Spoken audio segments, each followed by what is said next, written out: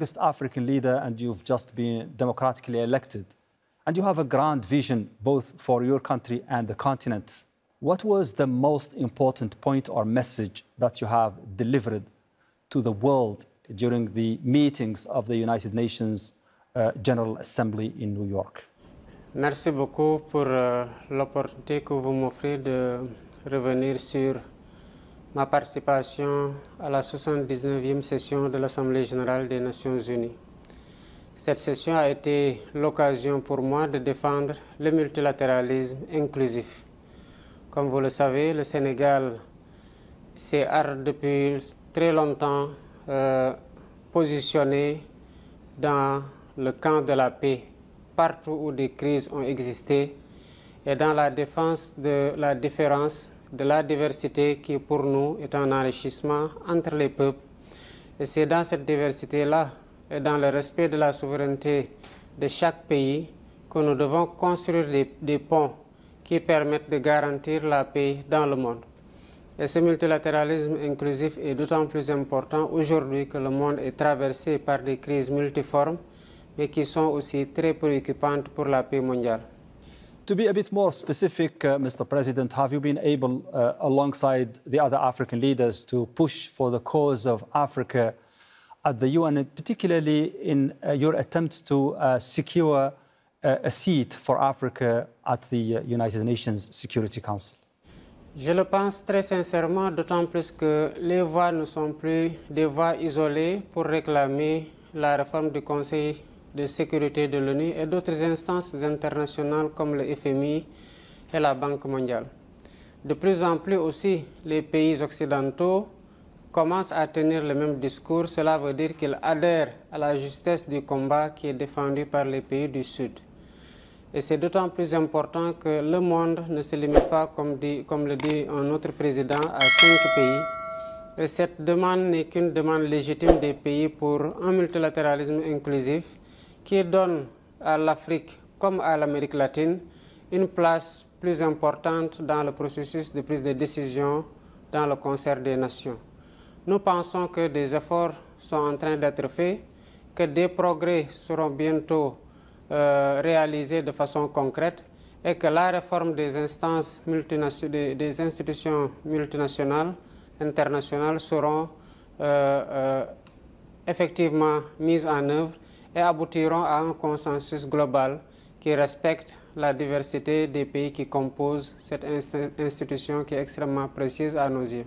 The first few words of your inaugural address in April were actually a promise of change, Mr. President.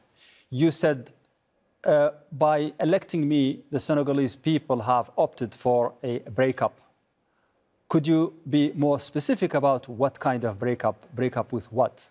Je pense qu'il faut constater déjà que le contexte préélectoral au Sénégal a été extrêmement lourd de revendications sociales légitimes qui ont abouti quand même à des pertes en vies humaines et à des dégâts matériels importants.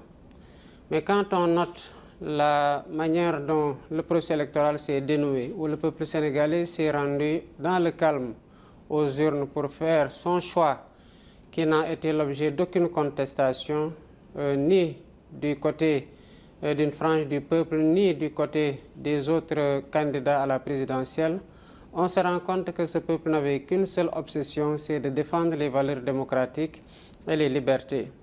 Pourquoi le peuple en est arrivé à ça? Parce qu'effectivement, il y avait une menace réelle sur la démocratie au Sénégal. La rupture consiste déjà d'imposer plus de démocratie à travers des réformes institutionnelles inclusives, à faire de la justice une justice qui restaure la confiance entre elle-même et le peuple. Et nous avons déjà commencé dans ce chantier dès le mois de mai 2000. Sorry, go ahead. Dès le mois de mai, donc, nous avons tenu les assises de la justice et les conclusions consensuelles pour réformer ces institutions importantes dans la démocratie ont été transmises. Certainement, avec la mise en place de la prochaine Assemblée, la mise en œuvre de ces réformes se poursuivra et le Sénégal connaîtra une justice plus équitable, mais aussi le Sénégal connaîtra une meilleure gouvernance parce que les scandales ont jalonné le régime précédent et il nous appartient, comme nous l'avons promis, d'avoir une gestion qui soit véritablement orthodoxe et qui prenne en charge les priorités du pays.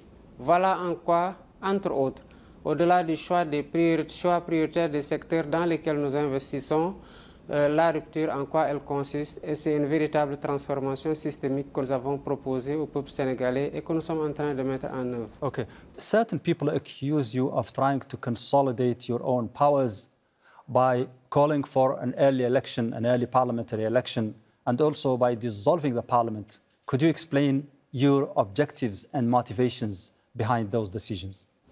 Chacun a le droit d'avoir son opinion en démocratie.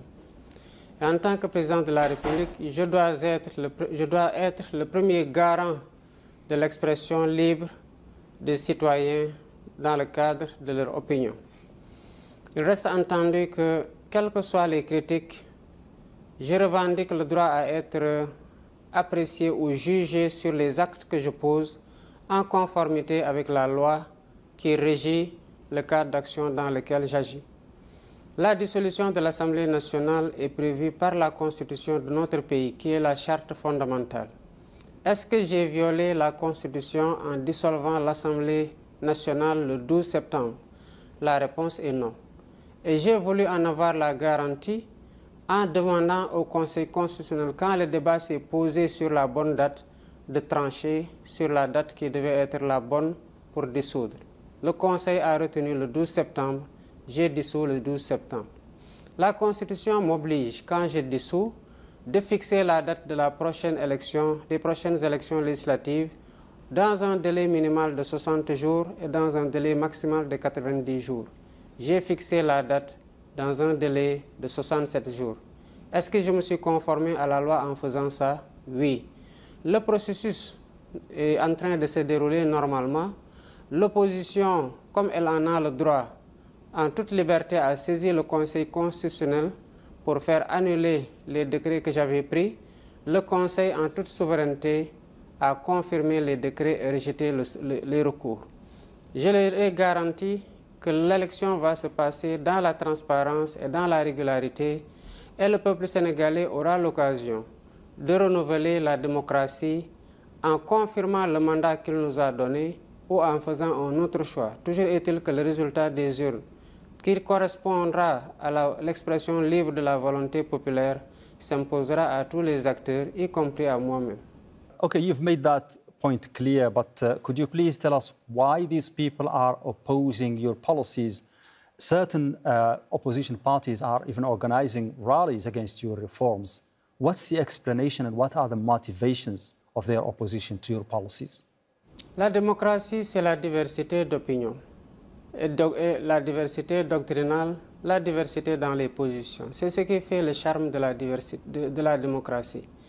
Je demeure convaincu que la diversité est une source d'enrichissement pour chacun.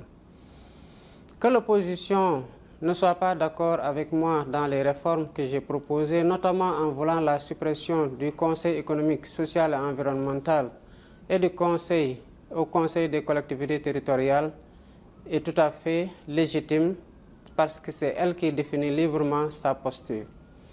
D'un autre côté, je garde la possibilité de mettre en œuvre les mécanismes que la loi m'offre et que j'ai cités tantôt.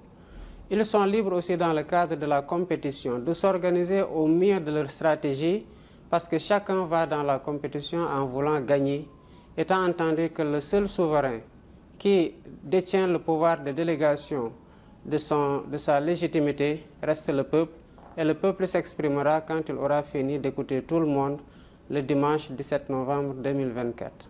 Transparency International, in its 2023 report, has ranked Senegal at 70 on a scale of 180 countries in terms of corruption index. Do you have right now some early indications of a different situation now that you are the president? L'un de mes plus grands chantiers est la lutte contre la corruption. Je l'ai affirmé dès ma candidature en faisant œuvre de transparence complète sur mon patrimoine que j'ai déclaré étant candidat et je me suis soumis à cette déclaration de patrimoine dans les 100 jours de mon mandat alors que la loi ne m'imposait pas de délai.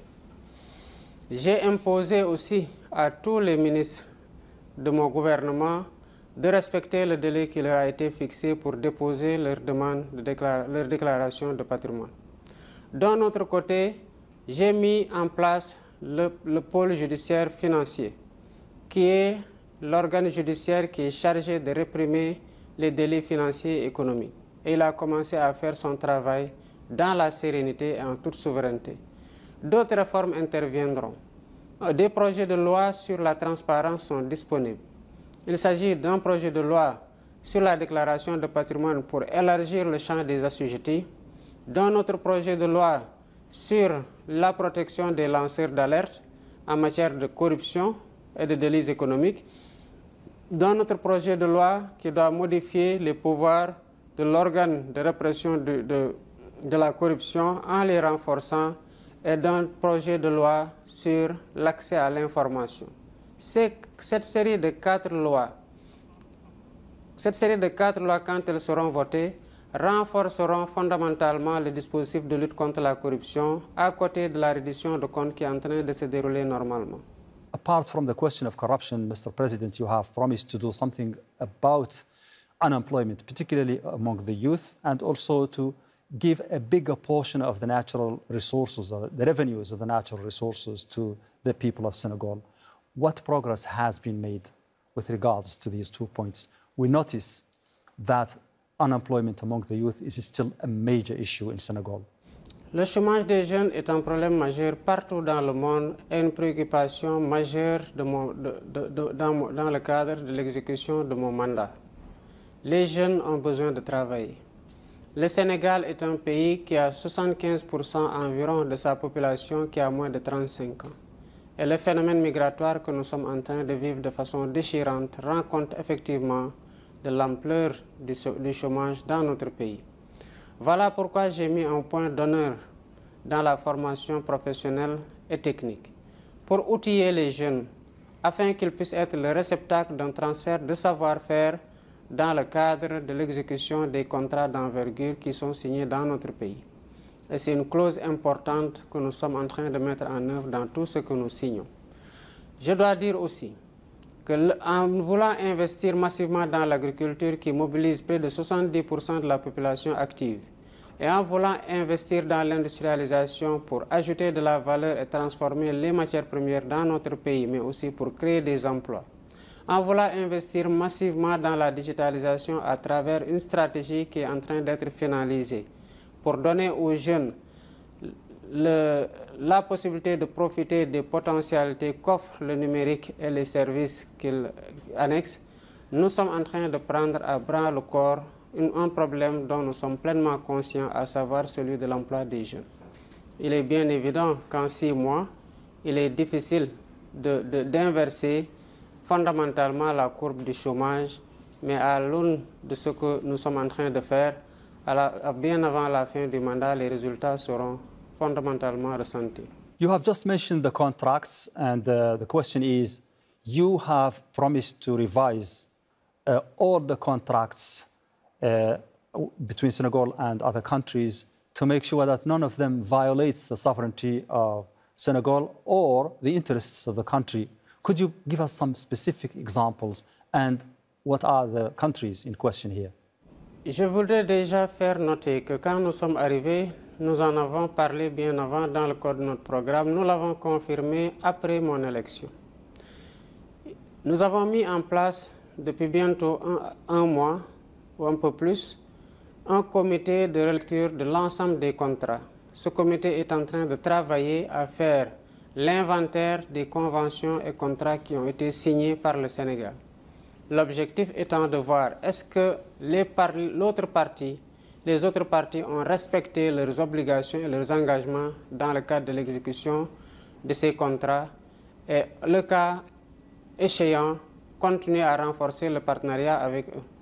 Si ces parties n'ont pas respecté les engagements et les obligations que la loi leur impose au Sénégal ou que les contrats qu'ils ont signés leur imposent, évidemment qu'il va falloir revenir à une plus grande équité et un plus grand équilibre contractuel. Nous nous sommes attachés les meilleurs cabinets qui ont fait leurs preuves dans d'autres pays d'Afrique pour faire aboutir la renégociation des contrats dans lesquels le déséquilibre est flagrant. En guise d'exemple, quand je suis arrivé, il y a eu des concessions exactes que j'ai arrêtées. La concession des chantiers navals de Dakar a été signée à la hâte et en violation des règles qui régissent la signature des contrats. Je l'ai arrêté, un comité a été mis en place et nous sommes en train de le relancer, étant entendu que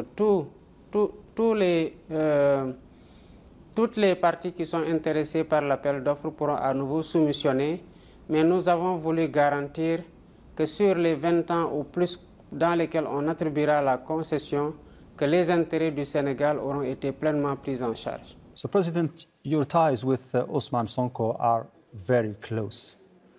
Is there a risk that his presence might overshadow your governance, and what influence does he have right now on the policies that you make? Je pense qu'il n'est pas utile de rappeler que Ousmane Sonko, le Premier ministre, n'a pas été dimensionné pour un poste de Premier ministre. Donc il est tout à fait normal qu'il occupe une place importante dans l'architecture gouvernementale en étant le chef, donc en déroulant, qu'il prenne toute la place qui est la sienne dans le cadre de l'exécution de ses missions. Il ne va pas au-delà. La loi et la Constitution ne lui permettent pas d'usurper mes prérogatives et il ne le fait pas. Sous ce rapport, tant qu'il se déploie de façon efficace dans le cadre de la mise en œuvre du projet, il aura mon satisfecit et il est en train de le faire et de le dérouler en toute loyauté, avec toute l'abnégation qu'il faut et tout l'engagement qu'il faut. You've talked about the creation of a vice presidency and also of reducing the powers of the President of the Republic. Why do you think these reforms are necessary, and when do you think they will be introduced? D'abord, quand j'évoquais le poste de vice-président, il était question qu'il soit élu à l'occasion d'une élection présidentielle dans le cadre d'un ticket entre le président et le vice-président. La prochaine élection, avec cette hypothèse de réforme, se déroulera en 2029. Pourquoi nous avons proposé une telle réforme? Pour la simple raison que les pouvoirs du président de la République au Sénégal, tels que la Constitution les répartit entre lui et les autres institutions et même au sein de l'exécutif, sont exorbitants. Et c'est un devoir de mémoire et de vérité que de le reconnaître. Il reste entendu que cette réforme n'est pas aujourd'hui une priorité puisque le cadre dans lequel il doit se dérouler va arriver en 2029. Mais les réformes de la Constitution de façon générale, impliquant ce point comme impliquant d'autres points, vont être pris en charge dans le cadre de la nouvelle Assemblée ou, s'il était nécessaire, dans le cadre d'un référendum qui sera soumis à l'appréciation du peuple. Mais dès 2013, il faut le rappeler, la Commission nationale de réforme des institutions recommandait un rééquilibrage des pouvoirs au sein de l'exécutif entre le président de la République et le Premier ministre. Et il y avait déjà un pas qui a été fait qui constituait à faire du gouvernement une institution pour le renforcer face au président de la République. Your electoral campaign has been distinguished by a very strong rhetoric against the former colonial power, France. What is the future of the relationship between your country and France, and what are the changes you are planning to make with regards to these relations? Nous avons promis de faire du Sénégal un pays souverain, un pays juste, un pays uni, un pays prospère. La reconquête pleine et entière de notre souveraineté, j'allais dire de toutes les souverainetés, alimentaire, industrielle, sécuritaire, numérique et j'en passe, est une affirmation envers tous les pays du monde et envers tous les peuples du monde. Pas spécifiquement à l'endroit d'un seul pays, parce que tous les pays ont des envies de conquête, des envies d'hégémonie, et il nous appartient de protéger clairement les intérêts de notre peuple et d'affirmer notre souveraineté, de l'asseoir et de l'imposer face à toutes les autres parties. Cela ne saurait être identifié à l'égard d'un seul pays Et ce serait très réducteur de penser que ce discours-là a été orienté vers une seule puissance et pas envers les autres, parce qu'on ne peut pas être souverain envers un pays et ne pas l'être envers les autres et considérer qu'on est totalement souverain. But is a cultural independence from France in Senegal even imaginable or possible? And how could you reconcile between the Pan-Africanism that you support and the presence of Francophonie in Senegal? Isn't Senegal for a long time in the cultural grip of France? La langue, elle est là, c'est un héritage colonial. De plus en plus, les Sénégalais, depuis longtemps d'ailleurs, sont bilingues dans d'autres langues. L'espagnol, de plus en plus même le chinois, l'anglais, n'en parlons pas. La langue est un héritage culturel, c'est notre langue officielle. Nous n'avons pas à le reprocher à la France ni à un autre pays qui est en train d'imposer sa langue au Sénégal ou dont la langue suscite l'intérêt des Sénégalais à travers des instituts qui sont mis en place et où les Sénégalais vont librement. Le Sénégal est un pays de culture. Cette culture ne peut être obérée par une autre culture, même si la mondialisation impose aujourd'hui à tous les pays du monde, pas au Sénégal seulement, une interpénétration des cultures qui fait que les gens, chemin faisant avec les nouvelles technologies de l'information et de la communication, découvrent d'autres modes de vie auxquels ils souscrivent librement. Mais sur le plan intérieur, le Sénégal reste un pays profondément culturel et il faut observer de près le Sénégal pour s'en rendre véritablement. Sous ce rapport-là, nous n'avons pas de crainte particulière et nous sommes en train de réhabiliter beaucoup de mémoire pour rappeler aux Sénégalais, s'il en était besoin, qui il est. La commémoration à venir du massacre de Thiaroye le 1er décembre 2024, 80 ans après, est quelque chose qui doit être inculqué aux jeunes pour qu'ils sachent la trajectoire qui a été faite par leurs arrière-grands-parents et ce que doit être leur place dans le concert des nations. So, do we understand by what you said that French is there to stay as well as the franc CFA? Pourquoi ça dérangerait? Toutes les langues sont les bienvenues au Sénégal. L'important étant que le Sénégalais qui sort du Sénégal ou qui est en contact avec un étranger puisse interagir avec lui dans le cadre d'un dialogue fraternel entre les nations qui passe forcément par les hommes. You have worked for the return of Mali, Burkina Faso and Niger to the CEDEAO, the ECOWAS community of West African nations.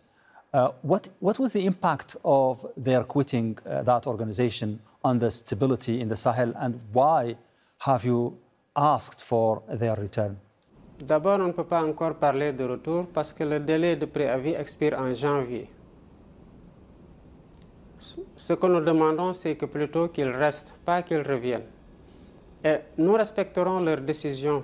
J'ai été nommé médiateur. Mon rôle est de travailler à ce que les différentes parties se retrouvent autour d'une table et qu'ils puissent se parler pour aboutir à la solution la moins conflictuelle possible. The Russian model of cooperation has attracted several members of the security pact called G5 in the Sahel. Apparently, they look at it as the most expedient and quickest way to get rid of the hegemony of the former colonial power, France. With regards to Senegal, to what extent is Senegal impressed by that model? Les pays sont libres et souverains. Ils décident librement et en toute souveraineté de nouer des coopérations avec les partenaires qu'ils veulent. Le Sénégal respecte cette souveraineté et les choix de chaque pays par rapport aux partenaires avec lesquels il entend traiter, quel que soit le domaine de coopération que ces pays ont librement choisi. Parce que le Sénégal aussi choisit les pays avec lesquels il coopère et personne ne lui imposera des pays avec lesquels il va coopérer. Mais je rappelle que dès 1962 ou bien avant, le Sénégal avait fait déjà preuve d'ouverture vers d'autres pays. Et c'est cette logique-là qui continue aujourd'hui, qui a été davantage exploitée ou renforcée par le président Abdoulaye Wade envers les pays du Golfe, envers les pays de l'Amérique latine, envers les pays du Pacifique et envers d'autres pays occidentaux avec lesquels nous avons des relations traditionnelles et privilégiées que nous entendons renforcer comme avec tous les autres partenaires. Le Sénégal, comme je l'ai promis, est un pays ouvert à toutes les coopérations gagnant-gagnant qui sont respectueuses de notre souveraineté et des fondements de notre vivre ensemble au Sénégal.